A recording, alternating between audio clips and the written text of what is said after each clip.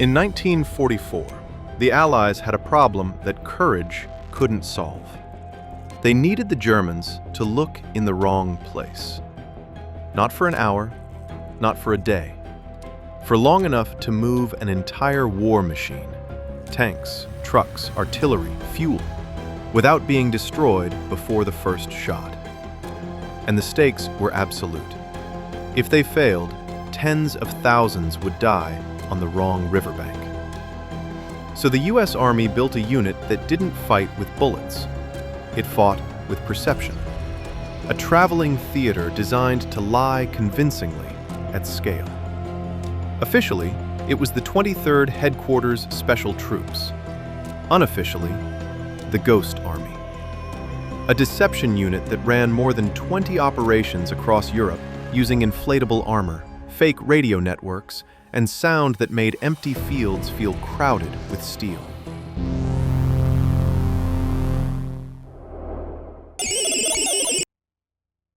By late World War II, German defense was built around reconnaissance. Find the buildup, track the armor, predict the thrust. Their observers weren't hunting heroism, they were hunting logistics. Because logistics is truth. Fuel convoys don't bluff. Ammunition trains don't improvise. If you can read supply, you can read intent. The Allies understood the trap. You can't hide an invasion force from aerial photography or radio intercepts. So the solution wasn't to hide reality. It was to manufacture evidence that was louder than reality. A lie so detailed that an analyst could pin it to a board and feel confident signing his name beneath it. The Ghost Army reached Europe in the months before D-Day, spending the war running deception road shows wherever commanders needed space to maneuver. And it wasn't one trick. It was 4 disciplines fused into one weapon. Visual deception, sonic deception, radio deception, and human theater. The genius wasn't any single prop, it was coordination. Because German intelligence triangulated what the camera sees, what the radio hears, what the ground reports. So the Ghost Army's job was to make all 4 agree, so the Germans wouldn't just see something, they'd believe it. The visual arm, known for the inflatable tanks, came from the 603rd Camouflage Engineers. Many were artists pulled from New York and Philadelphia art schools. That matters, because a good fake isn't perfect. A perfect object looks staged. Real camps are messy. Vehicles cluster badly, tents sag, tracks overlap. The goal wasn't to fool a man standing 10 meters away. It was to fool a pilot at 2,000 feet.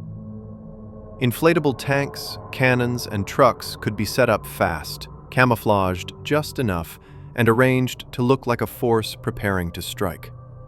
From above, the camera doesn't feel. It measures. And the Ghost Army learned how to feed it measurements. Then came the weapon nobody expects in war: sound. The Ghost Army used sound trucks to project recordings of real units, engines, treads, bridge crossings, loud enough to travel for miles. In darkness, sound becomes geography. If you hear armor, you map armor. And the trick was restraint. Too loud, too constant, and it feels false. So the sound had to breathe like a real unit. Revs, stops, repositioning, the irregular rhythm of human chaos. An empty valley could become crowded. A quiet road could become movement. Somewhere across the lines, an officer would write, "Enemy armor assembling." Not because he saw it, because he heard it. The Germans didn't just photograph, they listened. So the Ghost Army forged radio nets, the signatures of real units.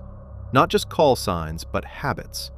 Operator cadence, message density, even how someone hesitated before speaking.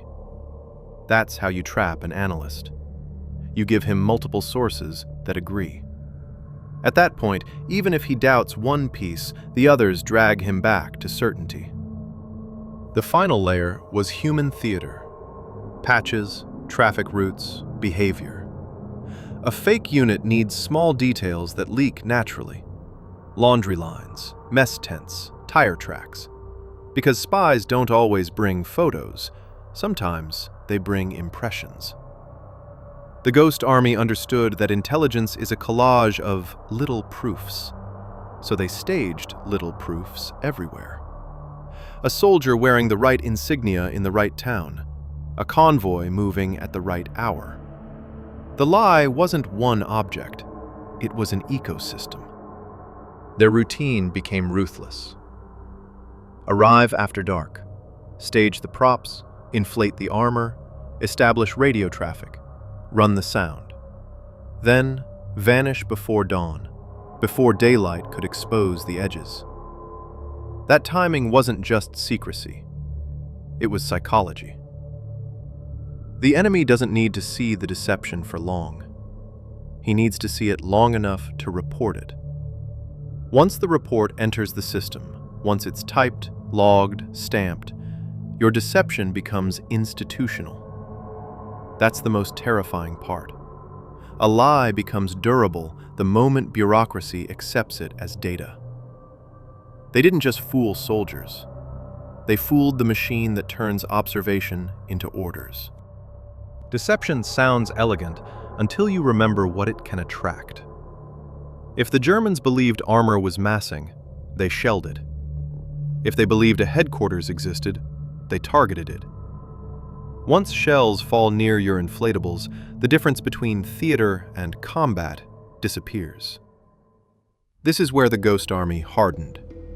Because that pressure forced discipline. Every layer had to align. If the radio says Patton, the ground theater must look like Patton. A single contradiction could collapse the illusion and get real people killed. Their most famous deception came in March 1945, during the push toward the Rhine. To cross a river under fire, you need the enemy to defend the wrong crossing. So the Ghost Army impersonated a large force near Düsseldorf, creating the illusion of a major buildup. Inflatable armor, fake headquarters, radio nets that sounded like a unit preparing to move, and sound at night, engines and bridging projected across the river like proof. This is a command decision trap. If German commanders relocate troops to defend the deception, they thin out the real crossing. That's how a lie saves lives. It moves the enemy away from the place where real men will die. Every false redeployment means someone else dies where the lie told them to stand. People think deception tricks the enemy. That's too small. The real objective is movement. You want the enemy to reposition strength, burn fuel, and commit reserves to defend a fiction. Once he moves, you've won a portion of the battle, before firing. The Ghost Army measured success not by applause, but by intercepts, redeployments, and quiet shifts on maps. This is psychological warfare at its purest. You don't defeat his body, you defeat his decision-making, and his body follows. The real weapon was creative intelligence. Artists trained to think in perception. Artists obsess over framing, distance, silhouette. They understand what a human eye registers in half a second.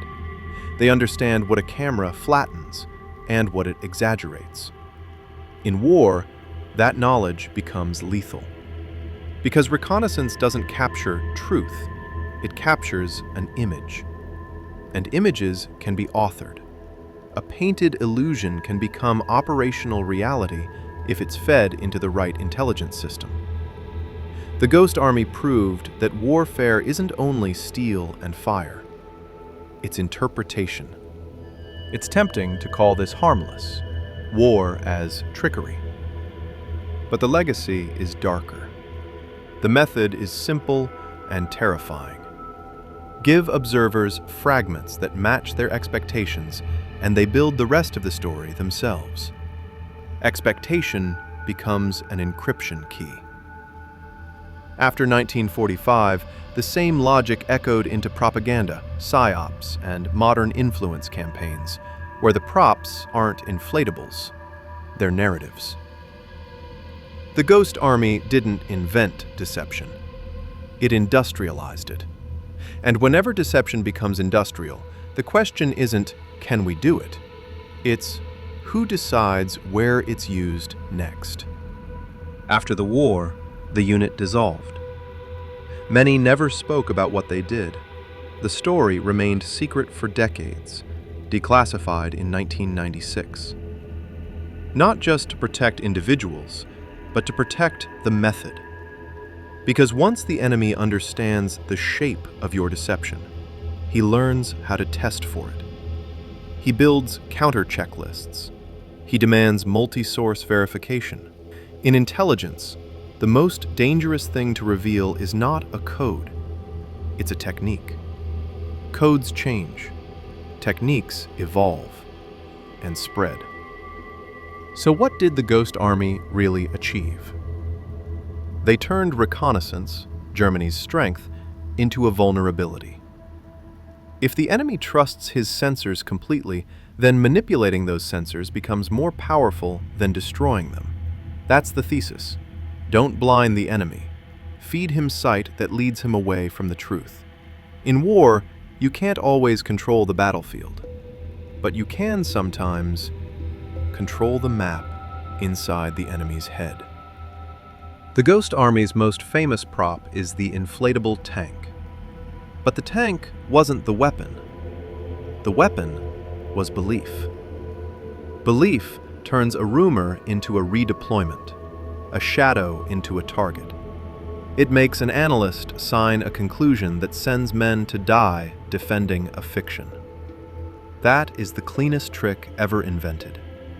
You don't force the lie into his mind. You make him build it, using his own intelligence as the cement. The Ghost Army vanished at dawn, but the method didn't. It just changed uniforms.